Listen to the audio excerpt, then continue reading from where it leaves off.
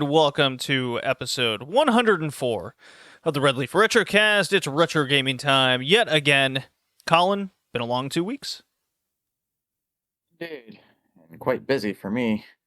I've been having consistent 13-hour shifts at work as of late because we're in the middle of a big hiring rush, and I've Yep, been a lot of businesses are doing that. plopped with new guys every week, and generally it takes longer to finish the run that way. And yeah, lots of 13-hour shifts, but I've been raking in the cash, so been treating myself to a few things, like a Such KitchenAid as? stand mixer. Ah, I see. Yeah, I haven't tried it out yet, but it was on sale for Black Friday at Canadian Tire, so I grabbed it. Saved $150 on it. All right, exactly what we came here for. Joey, Yeah, unfortunately, due to a little rescheduling, couldn't make this episode. My fault. I had a bowling tournament this morning, so I kindly asked you guys if we could kind of just push this back after my shift. Nice little morning, bowled a 723 series, nice and strong. The problem is, Colin, that despite me yes. being awesome, there's a lot of tournaments that are just straight up handicap. This is one of them. I have an average that is too high, basically. Oh, Yeah, I'm like just low enough where I can be dangerous in a pro league. But in an amateur league, they're all handicap tournaments, so, you know, everyone has extra pins, and the worse you are, the more handicap you have.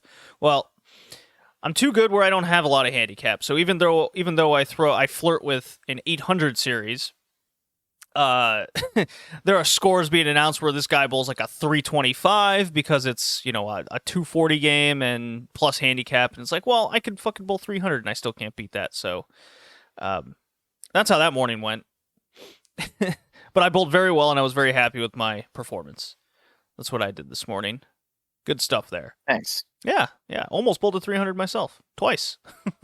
Ooh. Yeah. And then you mentioned work. Yeah, work's crazy. Work's crazy everywhere. People are hiring like crazy, but it's really just lower end jobs, I notice. But and the other thing is wages are going to be a big thing in 2022. I wonder how that's going to affect workers that stayed during the pandemic. We're talking a little economics talk here, because there was a position that opened up where I work, for example, and they just can't get anyone to snap on this job that's very important, but it's a low skill type labor job. And the kicker was the CEO / GM situation. He just goes, well, bump it up in price. And it's like, as soon as he bumped it up, it went up X amount, and now technically now it makes more than me. And I just look at him I go, are you shitting me? Like, I'm an engineer over here doing high-end chemical work and experimentations with R&D, and you're gonna have a dude that can just walk into this place and make more money than me? And I'm asking around, and it's not just the company I work for. It's a lot of other places are going through that. So there's going to be a huge dispute time coming up in the next year when all these companies start doing reviews and people want more money. Let the inflation begin. Yeah, I can already see it happening, and the amount of just material being pushed in and out of the building without enough workers to do it, and it's pretty wild. But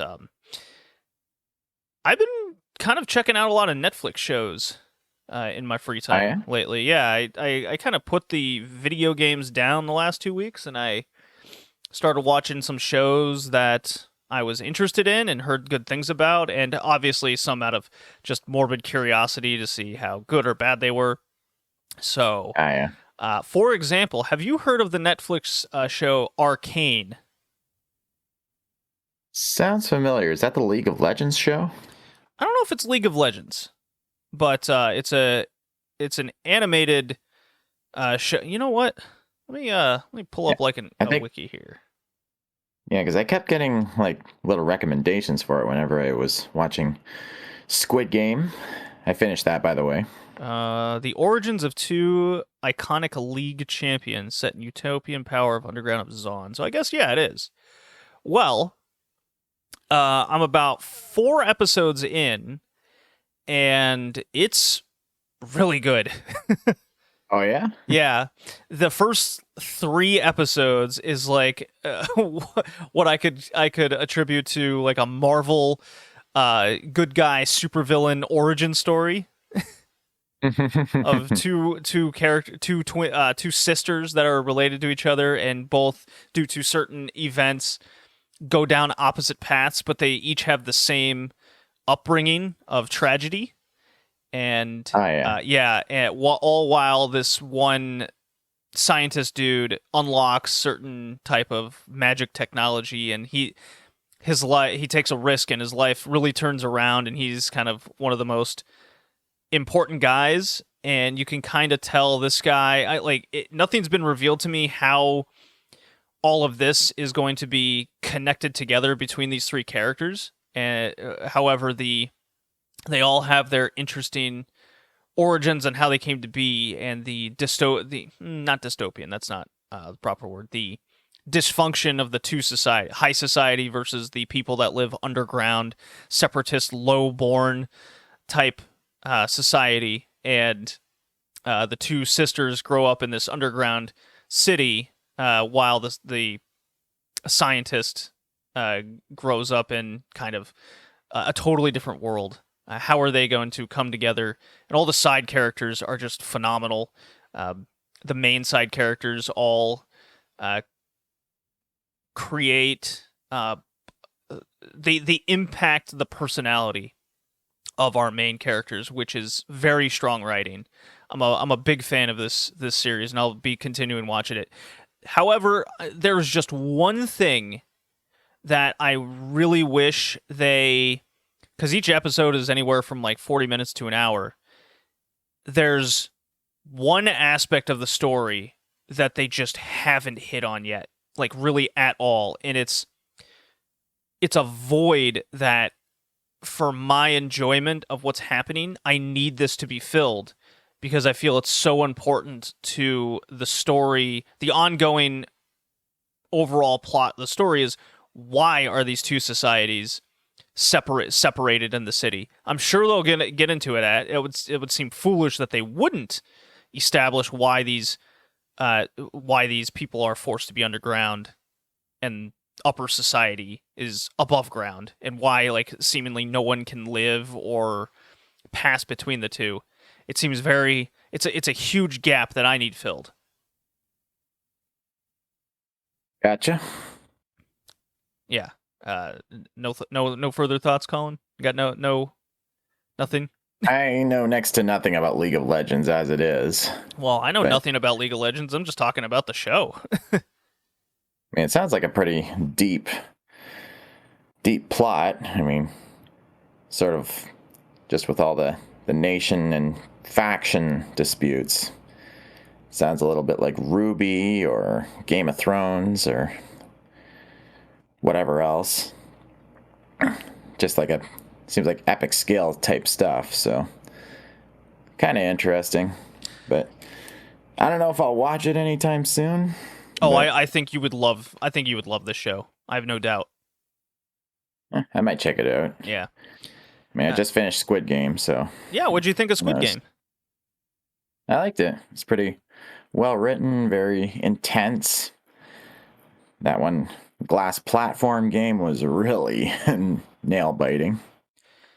What did you think of the main character?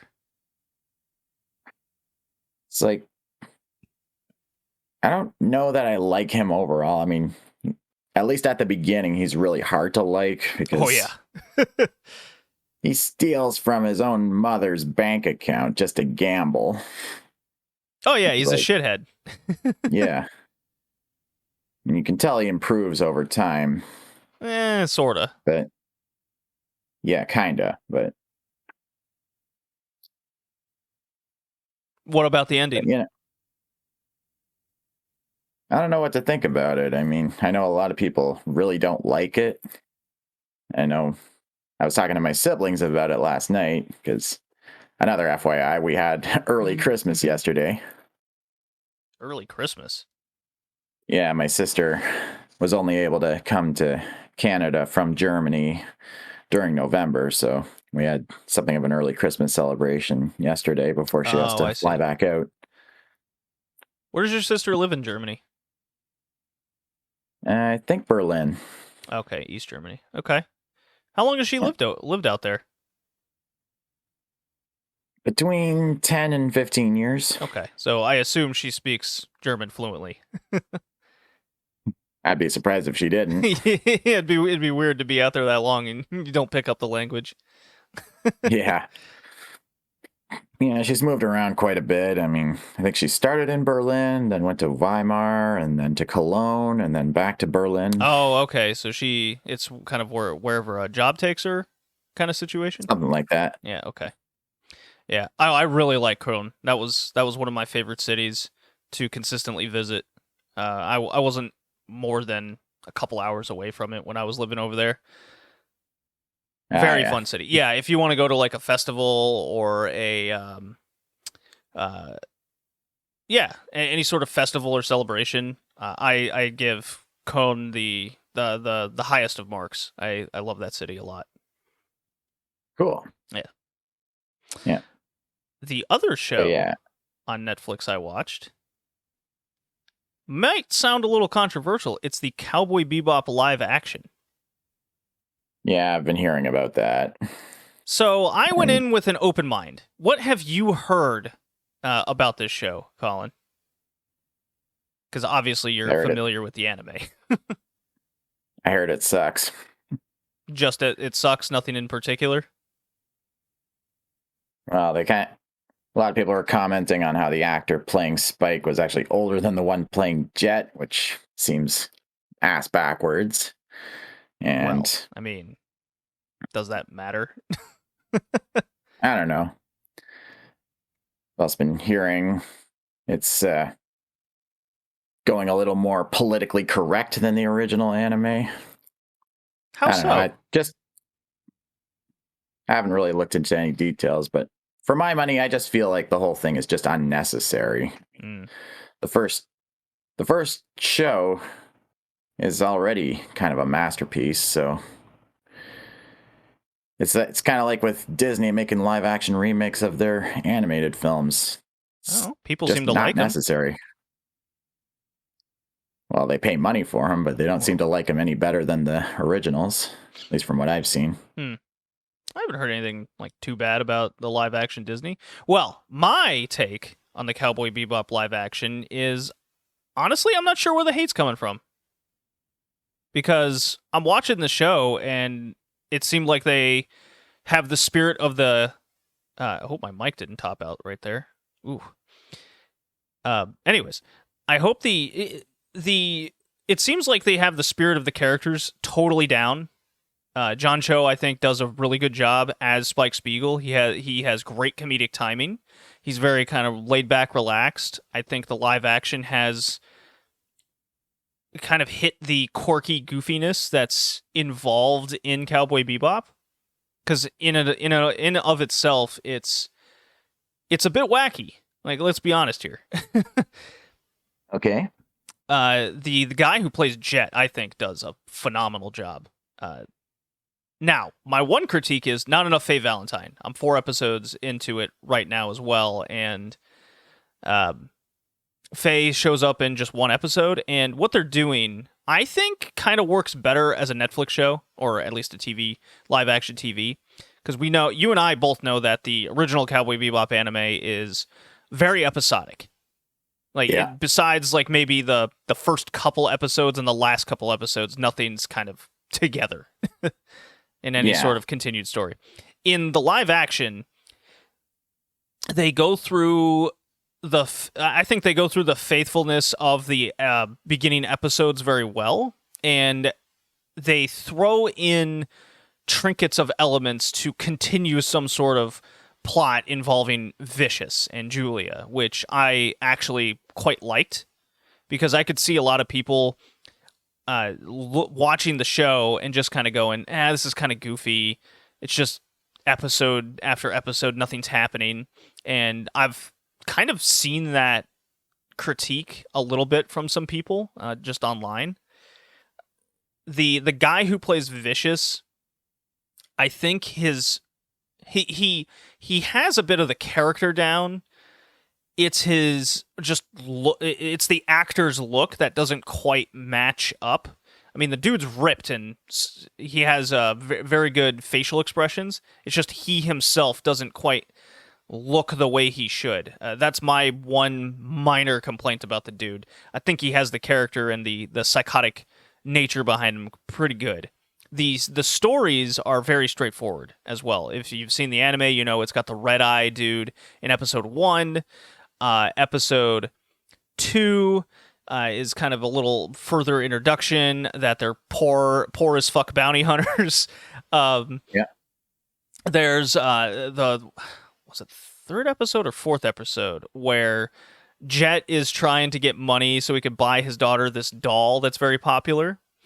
And instead of splitting up the dog story Ein and some goofy story, they kind of combine the two so they can make it relatable. Where they're tracking down this dude, he has dogs from rich people instead of the data dog incident, which is I guess kind of the same. And he's like going through the black market to get this doll. He's overpaying for it, and then Spike's getting hunted down by assassins sent by Vicious, and he keeps like all these horrible things keep happening to the doll as he's trying to chase. He runs into a hooker, he drops it, a car runs over it. He's going up a strip club, it accidentally catches on fire by a tiki torch. He tries to save Spike from falling off a building. He drops the doll and it lands in this just sewage water with cigarettes and shit in it. And Spike just picks it up and he goes, I don't think she'll notice. He's like, oh, whatever. So there's really good comedy elements about how they nail Cowboy Bebop in nature, and I don't know. I really like it. I think people are forgetting what the anime is and how it comes across on the screen. I think where animation and cartoons have an advantage is you can overexpress and get a little wacky, and it's totally acceptable. While live action, you kind of want it to be more realistic and grounded. I think that's where it throws off a lot of people. If you go in thinking that it's going to be live action, it's going to be a little wacky characters, which Cowboy Bebop absolutely is, then I don't know. I like it. It's. I think people are being a little harsh. I don't really know what the exact disconnect is. I really got to look into that further because I'm not seeing it. Well, there are some videos about it on the YouTube channel Clownfish TV. Clownfish TV. All right, let me look into this. YouTube. Do you know what he's saying? Or you haven't looked into it yourself? I looked into some of like the lead up to the show's release and how there was some controversy around Faye Valentine's actress talking a bit of smack to the fans, and there was a big backlash about it. Oh, really? Yeah. Let's see. Recent videos. Netflix Cowboy Cringe. 12 minutes. 111,000 views. Oh, it's one of his more popular ones. Yeah, it's a husband and wife duo. Okay. They talk about a lot of Disney stuff, but they also branch into like Netflix and other pop culture. 5 days ago, Netflix Cowboy Bebop is rotten. That's according to Rotten Tomatoes. Well, I mean, you know what? I should go on Rotten Tomatoes. Rotten Tomatoes, because I am really just not seeing the disconnect. 51% on Rotten Tomatoes. Okay, that is bad. Oh, come on. No, pop-ups. Let's refresh. Okay.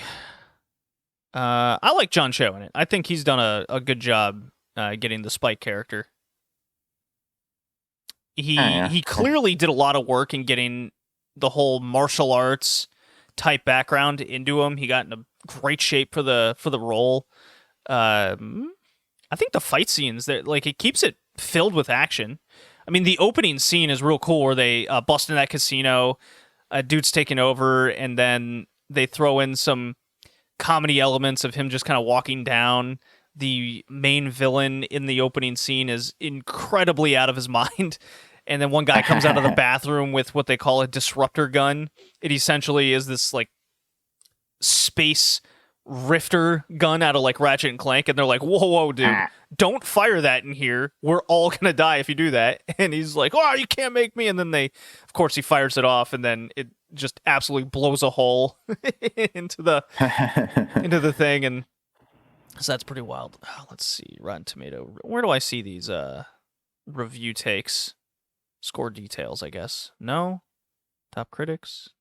All critics? Audience score. Where do I see the, I guess people just vote. There's no things being said. Alright, that's a bummer. Yeah, I'll have to look into it further. I think it's wacky fun. That's good. That's my hot take, I guess, on Cowboy Bebop. You know me, I'm pretty critical of a lot of things. Yeah. Yeah, I don't know if I'll watch it myself. I mean, I still have to finish Neo: The World Ends With You. Maybe at some point if I'm morbidly curious, but although I have still been picking away at iconoclasts here and there. Right. At the point where they're getting ready to go to the moon. Okay. Should be interesting. I think that's about I'm getting close to the climax of the story because I'm past the 10.5-hour mark. Gotcha. Well, I'm glad I talked about Cowboy Bebop because this episode is Western expansion games. It was Joey's. Yeah, it was Joey's. That pick. Actually does work out. Yeah, it does work. CU Space Cowboy kind of deal. Well, we're going from space to the to the Wild West, and might as well play. Yeah, might as well play this drop, and let's get into the two games here that we'll be talking about.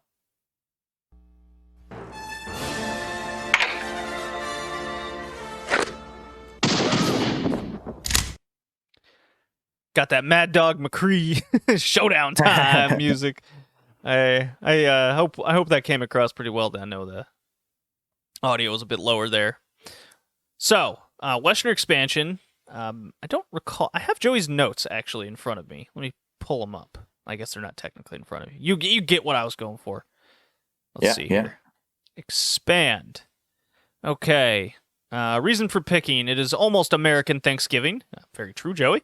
So let's look back times where we fucked over Native Americans. Oh, man. Okay, that's his reason. Our first game up here is Red Dead Revolver. So, maybe you've heard of a couple little games called Red Dead Redemption and Redemption 2. Doesn't ring a bell. Doesn't ring a bell. Well, both games are by Rockstar. This game is by Rockstar Games. Rockstar San Diego specifically developed it. Came out in May 2004. Excuse me. On the PlayStation 2 and Xbox. And fun facts. I found a little YouTube video that kind of went over the history of how Red Dead Revolver came to be, where it was actually a Capcom game. And they began work in 2000. And what ended up happening was the developers, like the guys in charge, had mixed takes on what the game should be between a Western cowboy type game and throwing in more Japanese elements to it, like a Capcom game would. And what happened was a guy named Yoshioki Okamoto left Capcom in 2003. And he started Angel Studios, or he joined there or something or another, and he got the rights to Red Dead Revolver, along with Rockstar, in which Rockstar kind of saw what Angel Studios was doing with the game, or they were kind of making it on the side because Capcom was going to cancel it. So they kept a lot of it, and Rockstar ended up acquiring the rights with Okamoto, and they just continued the game. So it was in development hell up until about 2003, and then, just to reiterate, this game came out in May 2004. So within like a year, they basically were able to keep most of the game, but kind of fast track a lot of elements to the game that needed to. Because if you noticed playing this, Colin, everything kind of felt like they were separated from each other in chapters. Nothing was it wasn't free flowing. Yeah, it's like you sort of just mission based. I mean, the story is linear, but after every mission, you go like to a hub town to like get new guns or other upgrades, and then you go on your next mission by visiting the sheriff. It's kind of I'd say that's a good way of doing it.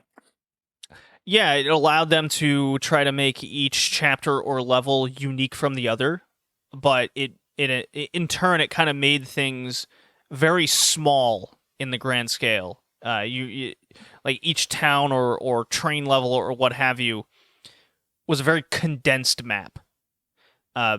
So when I was playing, like I had no idea. Like when I hear Red Dead Revolver, I picture a primitive Red Dead Redemption in my head, and I always have had that pre notion. No, whatever the word might be you're looking for. Maybe you can think of it for me, but the level format of the guy, the two enemies that come together because they found a bunch of gold on a mountaintop, and then they fuck over this dude's family, and he's out for revenge. While I was playing this, it really struck me that it reminds me of kind of like a couple different games here. One is Splinter Cell, where everything is every mission is just a short map with an objective. The other one it came across, because it has you end up like switching between a few characters in a story, was a game we played on the podcast, Killer 7. Yeah, that makes sense. And then one of the games that I was playing recently this year, with the format of how the game itself flows, with the hub town where you can get stuff and then move on to your next stage with your mission, is the No More Heroes games. Oh, yeah. Yeah. Because I think the word you were looking for was prototype. No, but we'll go with it. That's not what I was feeling. So, and I mentioned No More Heroes because what ends up happening in No More Heroes is you go through a jaunt of enemies, and then it ends with a boss fight. Or you just go straight into a boss fight. And the whole objective is to find the weakness of the boss fight, find their flow, find their weak point. You get the idea. And I don't know about you, Colin, but I died a lot, like a few times per stage, until I figured out what the flow would be, what the trick would be, and then I just quickly move on after that. Did you feel the same? Kinda, although I died maybe maximum 5 times each time. What about so one of the big gameplay elements of this is the red eye mode, or the dead eye mode, where you click a button, kind of like Max Payne style, things slow down, and you can you mostly get it in the showdown sequences. Dun, dun, dun, dun, dun, dun. You hit your button, and then you gotta like hit them in certain body parts, weak points. And my experience was it felt like I was 50-50 going to succeed or not, no matter kind of where I put it or what I did. I kind of felt like it was random. Yeah, I don't know if I played far enough to to get to that point, but it seems to have. I noticed that it seems to work differently for each character, because with the main character, Red, it's the slowdown thing that you mentioned, but if you're the British dude, Jack, who dual wields revolvers, then you'll just see there's no slowdown, you just see a bunch of targets pop up on an enemy. He'll just fire bullets into every single one of them. So if it's different from character to character, then I like that, because it kind of changes things up. I was more talking about our main character, Red. Yeah. I didn't really have much problem with Jack or the Indian or the girl. Yeah. Well, it still kind of reminded me of how it worked in Red Dead Redemption, the way it happened with John Marston. Worked pretty similarly, although I think the aiming was a little more free in that one. Because in this one, if you just aim, the game will put a target over certain spots for you. Whereas in Redemption, you could decide it yourself. So that was I think that was a little bit of a sticking point for me, but not huge. I still liked using it. Okay. So I got just over halfway through Red Dead Revolver, and besides a little kind of frustrating experiences where it just felt like I had to die at least a few times per level, and then you go to the town of Brimstone just to kind of get your inventory back up to snuff. I had a weirdly good time with the game, despite my frustrations with a few elements. The more I thought about it, the more I really see this game as kind of more arcade-like and a pick up and play rather than I can play this for hours on end, because that's what ended up happening here. Oh, yeah. That makes sense. Yeah, I found it to be pretty fun overall. Mm-hmm. I mean, you can tell it's definitely a love letter to a lot of spaghetti western tropes. Yeah, absolutely.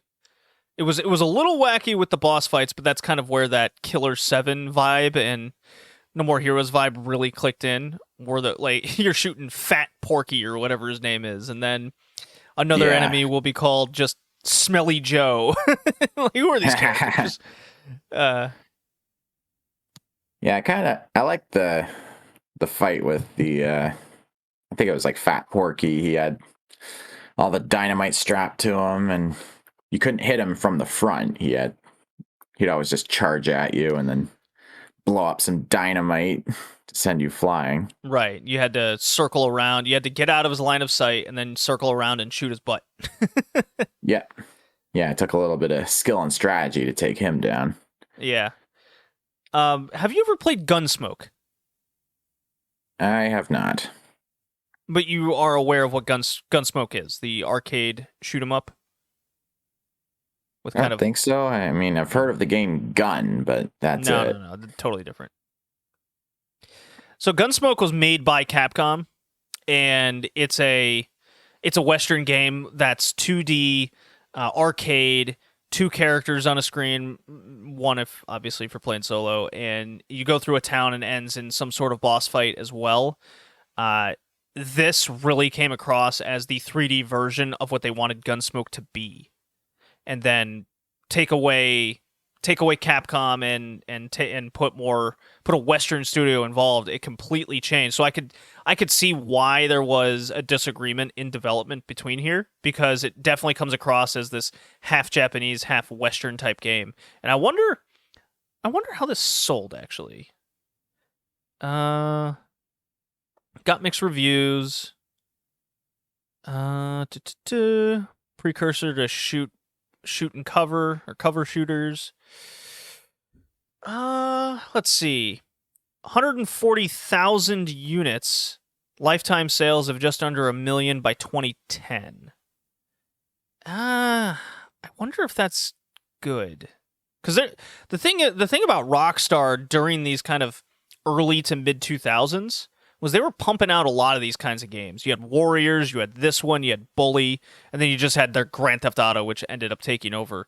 Just kind of interesting when you look at where Rockstar went with their franchises, where they just went all in on Grand Theft Auto, and it's become this microtransaction, in-game currency type phenomena. And then on the other end, you have Red Dead Redemption, that is essentially cowboy, what was it, Grand Theft Horse, just with a massively deep plot and open world. It's interesting how they took a couple franchises and just put all their efforts into them, and how, just imagine if one of those games just didn't work out the way they did.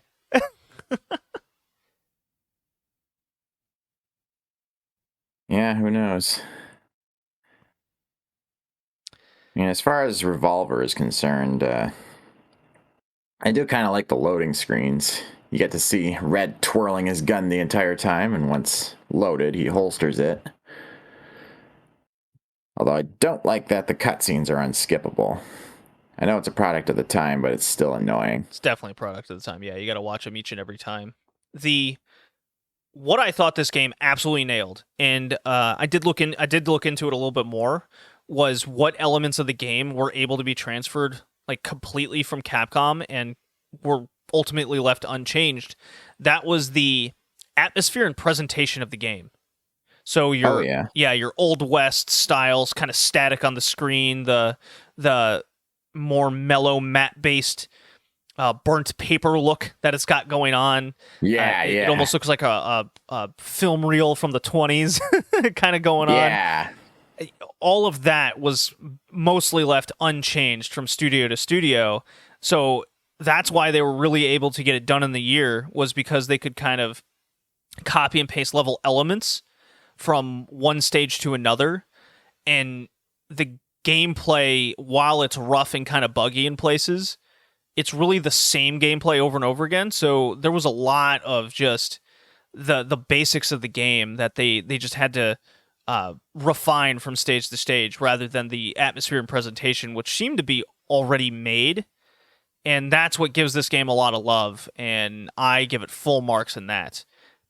I think if that was missing, this would be a grossly, like, just mediocre game.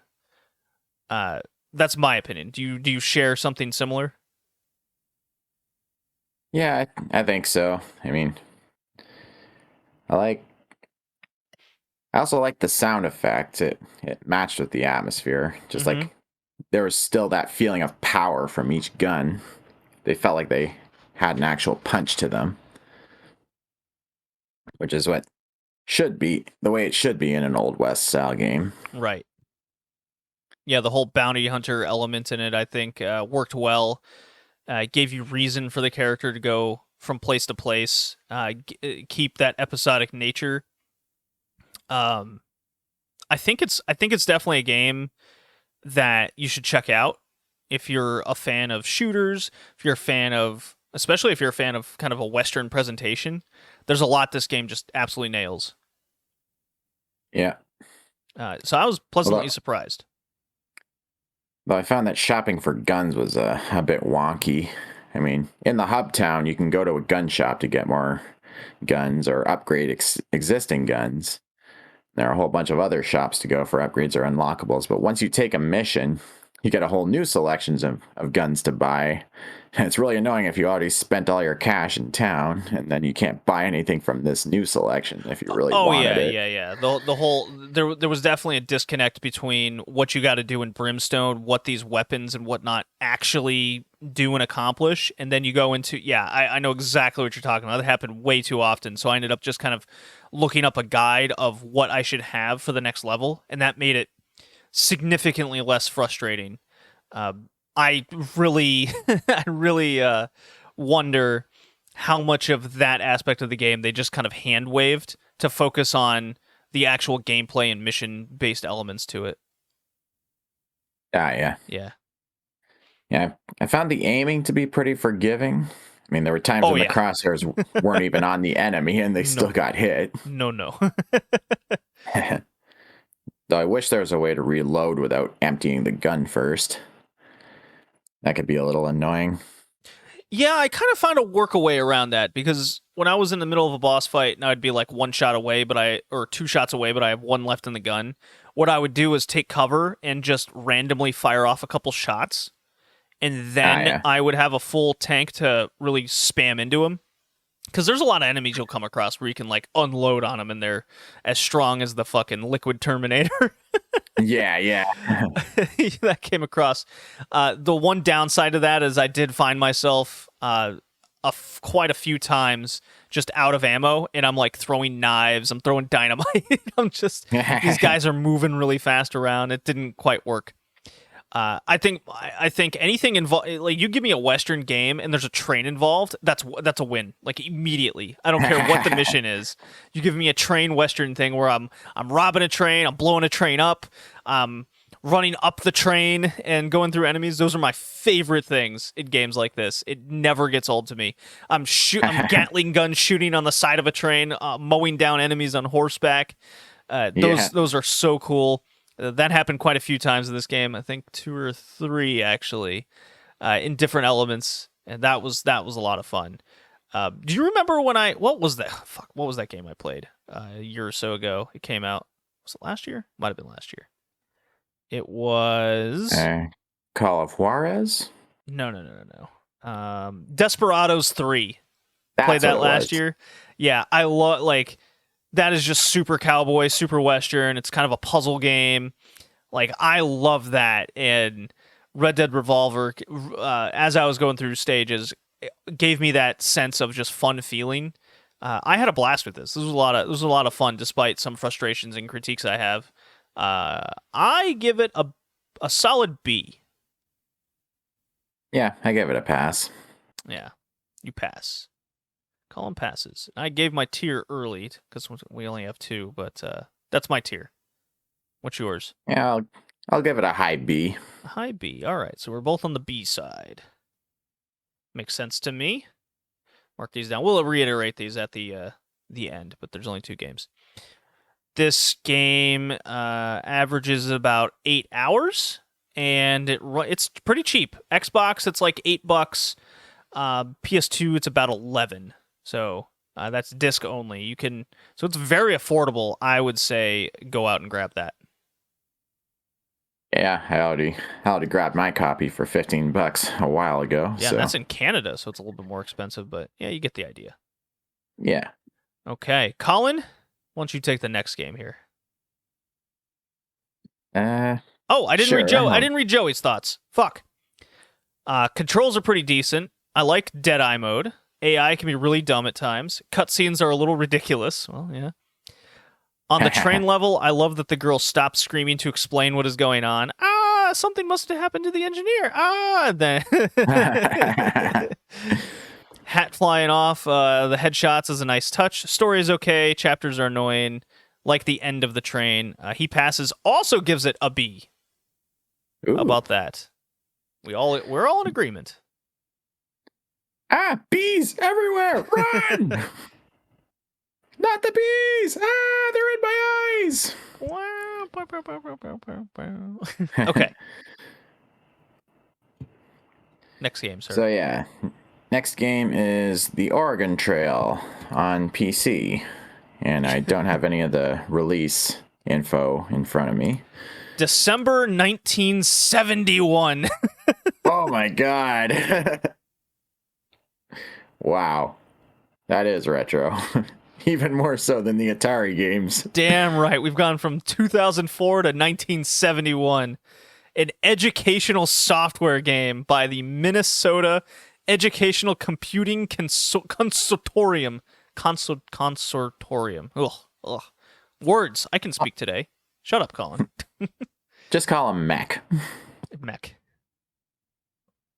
That's what they called themselves.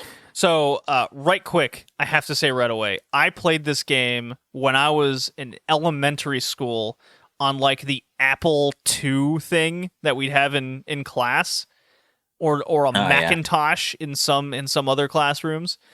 and that was part of us learning how a computer works in the early 90s. Yeah. And we'd all play Oregon Trail and Gizmos and Gadgets. Those were our two things that we'd always play. Nice. Yeah. Did you have any history in school playing this sucker? Actually, no, if you can believe it. I knew it existed. I knew it existed through word of mouth, but I never got to play it. I mean, we did play certain edutainment games at school. And the closest thing we had was Cross Country Canada, and that was a trucking simulator. What? Excuse me? I gotta look this up immediately. Cross Country Canada game. Okay, yeah. Hold on. This is important. This Western expansion, except Canadian. Yeah. Okay, I'm doing 1991 PC. Okay, I'm gonna pull up this YouTube video. Here's the first one that pops up. Oh no. Oh, there's the music. Yep. Sounds just like Oregon Trail. Dave Vincent and Jimfrey Bacall. Nope. That is not a that is a notice. Yeah, it's so far just like Oregon Trail. Yep, start your trip. So this is Oregon Trail, but with trucking for Canadians. Pretty much. It's just meant to teach you about Canadian geography, like where all the capital cities are, or just the biggest cities. No way. So does the truck like break down and maybe you crash and break a leg and then you get dysentery? Here we go. Welcome to Cross Country Canada. Your assignment is to pick up all the commodities on your list and deliver them to Winnipeg, Manitoba. You will start in Edmonton, Alberta. The first commodity on your list is sulfur. Yeah. Yeah. No, okay. And it's July 4th. Okay. Why would it be July 1st? Good question. That seems like a gross misstep. That's not... Edmonton to Winnipeg doesn't sound like it's all that cross-country. I know it's across 3 provinces, but... sometimes you'd sometimes start in Halifax or Vancouver or Toronto. I see. So there's different... It's not just you have... See, when you immediately said this, I was thinking, we're going to start in, like, Vancouver and go all the way to, I don't know, Labrador. Or New Brunswick, at least. Nah, it's randomized. You start at different places each time. You have different commodities to bring each time. You have different places to bring said commodities each time. And of course, there's all the in-between stuff. Like I love the joke. So I'm watching this YouTube. I don't know if this was an intentional joke, but you have to type in which direction you're going to go. And I don't know about you, Colin, but you had experience crossing Canada a few times. Yes. Anytime I had to drive anywhere, it was never like, especially if you got to go across a province, it's just if you're in Western Canada, you're going east. If you're in Eastern Canada, you're going west. There was no like north or south unless you were going to stay in the province. It's like, okay, I got to go to another province. I got to go left or right. There's never a north-south option. That's the Trans-Canada Highway for you. Yeah, yeah. There's only the one road in Canada. Yeah. No, that's a joke in South Park, isn't it? Yeah. I was just about to quote it. Yeah. Follow the only road. Follow the only road. Yeah, because this guy's like, okay, my goal is Edmonton to Winnipeg, and I'm like, okay, well, you take the road and it goes east. That's it. The one road. And this guy immediately goes north, south, and it just tells him you can't go that way. South would take you to Calgary. North would take you to what was that? Nothing City. What's that oil town in northern Alberta? Fort McMurray? Yes. Fort McMurray. Yeah, that's where I had to go. Oh, here we go. I used to work there. Southern, yeah, I would have to. I went there quite a few times on my journey. Let's see, we got Banff, which is above Calgary. Been there. There's Medicine Hat. Never been there. Have you been to Have you been to Lethbridge? I might have at some point. South of Calgary. Have you been to Cranbrook? Oh my God! It's teaching me about. It's teaching me about the major oil strike in 1949.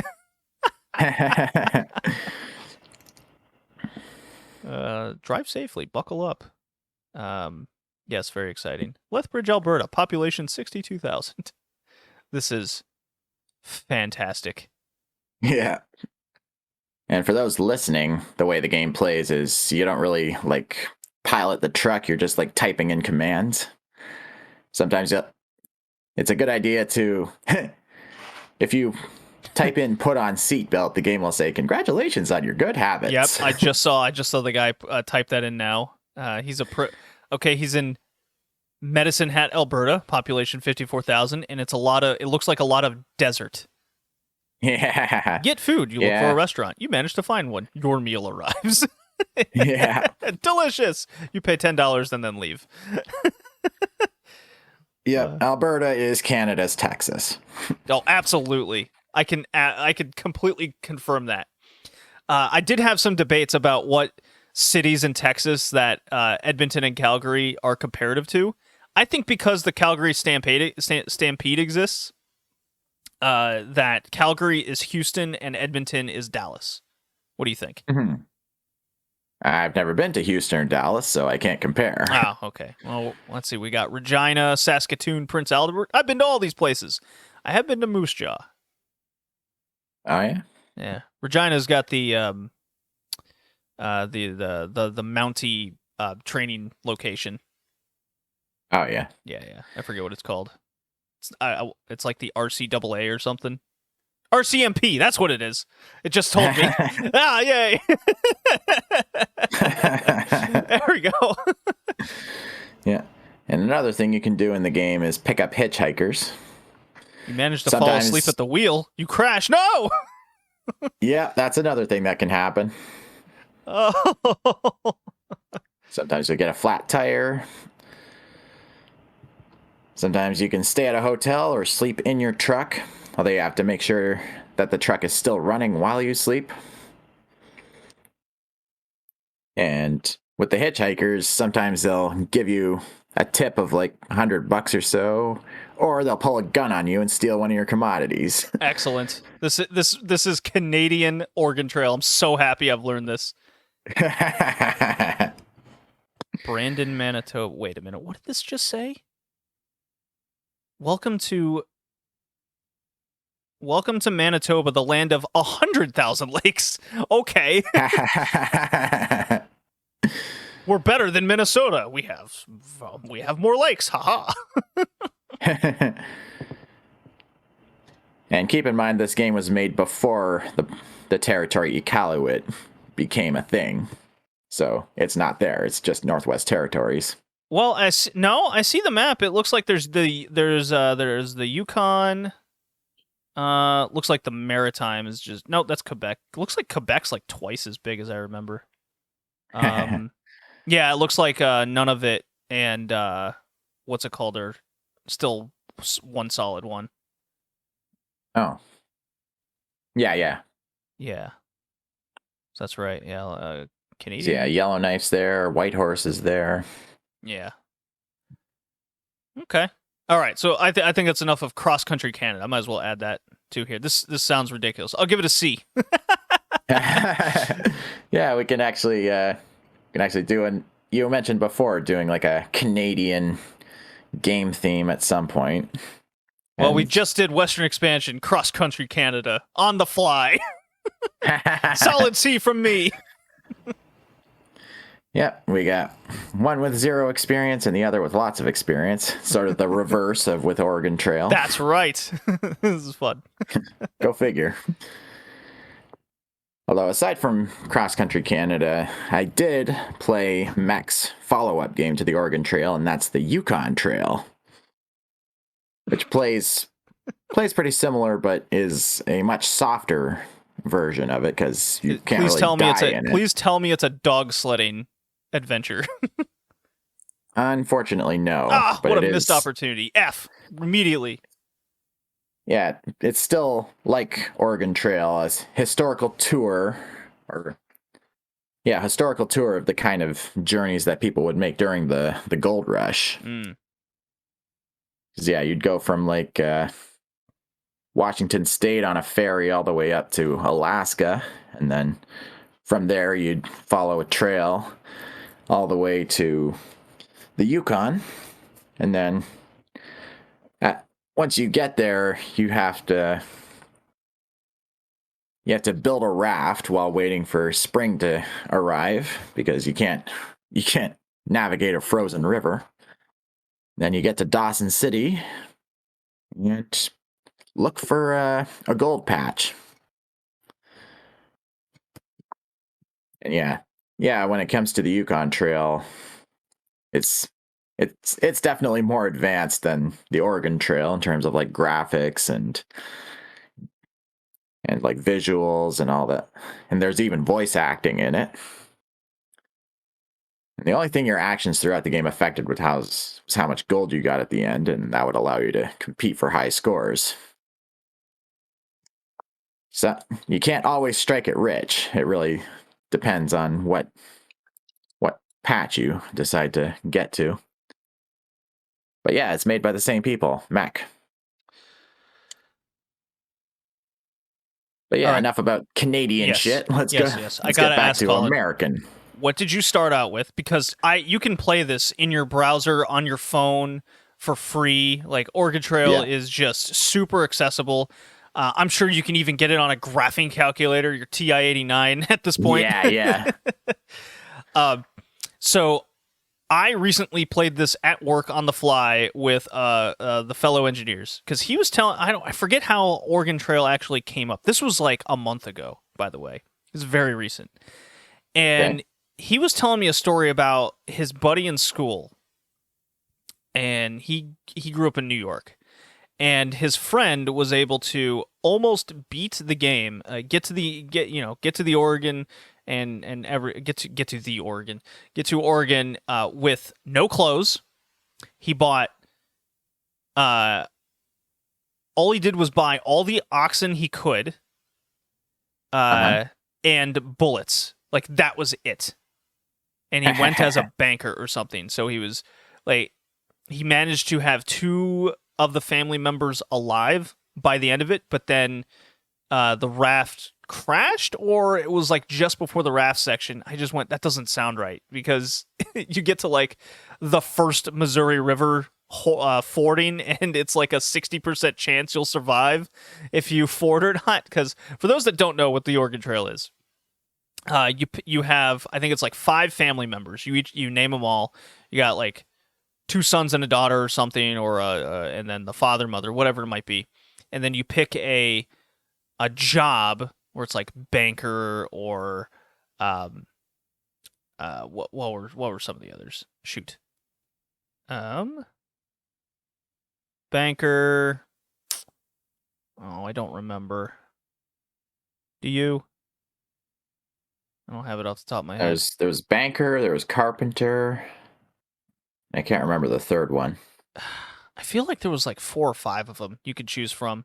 And what it basically does is it like kind of sets your money and baseline to purchase items, whether it's food, which you can only carry a certain amount. It recommends that for you. You have bullets that you buy, clothes, and then extra wagon parts. So you have oxen, wagon wheels, I believe axles, and what will happen is the various things of the wagon will break, an ox will die.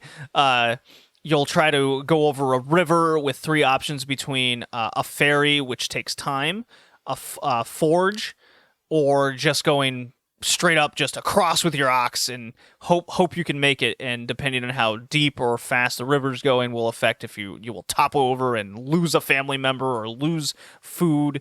And then there's certain elements to the game as you will experience, like your family members will get dysentery, they will get some other disease, get bitten by a snake, someone will die, and it's to, like, the whole objective of the game was to teach kids that going across Western America was very treacherous, and you will just like die on a dime.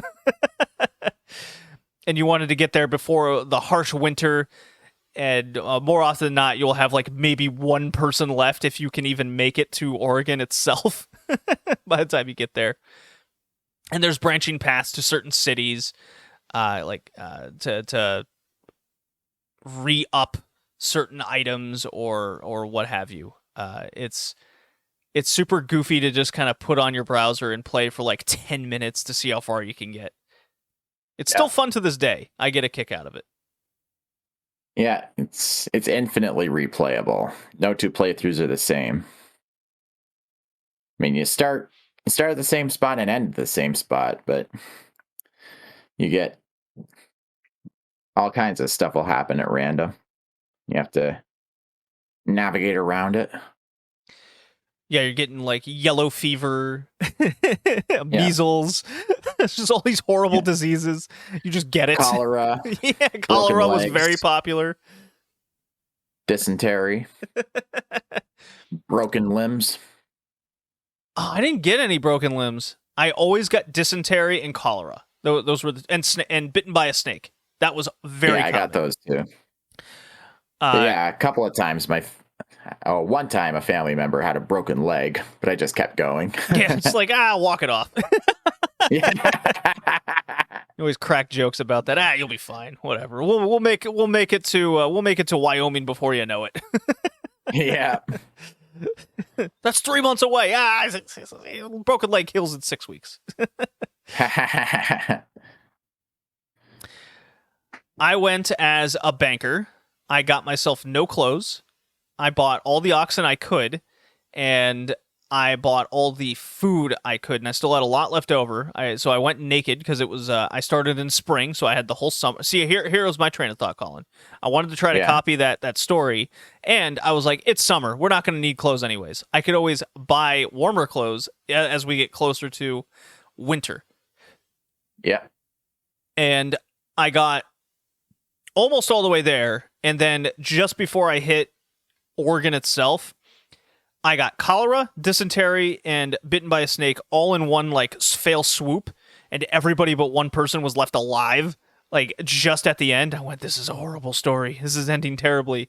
And then, just for my own shits and giggles, I created a backstory with the father. He was the only one left, and he's traveling down the river alone. He just goes, "This wasn't worth it," and crashes it and dies. He sacrifices himself. He commits suicide because all his family died just before he got there.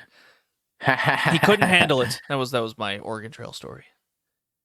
Oh yeah. Suicidal tendencies on the Oregon Trail. Yeah, when I played it, I was able to get everybody to that river section, but then I crashed twice. And each crash, I lost a family member and a lot of supplies.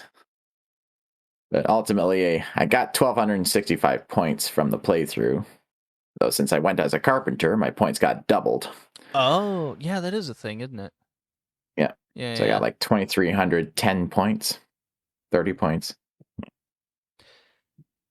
It's a classic game. It's for something that started out as just this educational thing. It's very timeless and super fun. Yeah, and downright iconic. Yeah, easy. I'm gonna go with A. I think it's an easy A. Yeah, I'll agree with that. So we both even though I never played it myself as a kid. All right, Joey says I lost 11 oxen to the river, to one river. It loses its magic when you watch someone speedrun it. Record is 4 minutes and 3 seconds. Banker is OP. Farmer is hard as shit. Oh, Farmer, that was the other one. Yeah, Hunting is still the best part of the game. He passes it. Everyone should play this game at least once. He gives it a C. So, yeah. So, I mean, 2 A's and a C. That's a high B. It rounds up to an A. Yeah. All right. So Red Dead Revolver, we gave a B. Cross Country Canada, we gave a C. And the Oregon Trail, we gave an A. I gave it a C. What'd you give it? B, I guess. All right, rounds up to a B. Cross country Canada. That's really funny. I just put DOS next to him. Yeah. Yeah, I think it's that's fine enough. I'm not gonna put like AP2. I'm not doing that. Okay. Well, that was fun. That turned out to be a pretty goofy cast. I'm pretty happy with that one. Next pick is mine. We got 2 casts left in the year. I gotta figure out what my theme is gonna be. I got a couple in my head, but not sure what we're gonna do here. But Colin, it's been a blast. Yeah, definitely. Took a turn I didn't quite expect, but here we are. See you next time, everybody. Then again, that's Oregon Trail in a nutshell.